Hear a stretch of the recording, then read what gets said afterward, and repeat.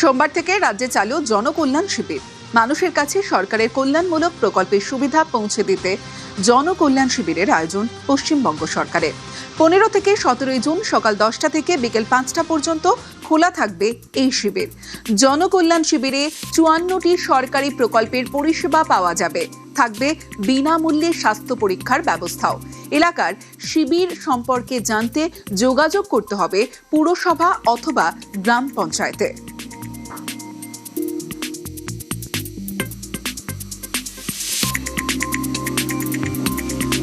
সকাল 10টা থেকে বিকেল 5টা পর্যন্ত পরিষেবা জনকল্যাণ শিবির। আগামীকাল থেকে অর্থাৎ সোমবার থেকে জনকল্যাণ শিবির 54 সরকারি প্রকল্পের পরিষেবা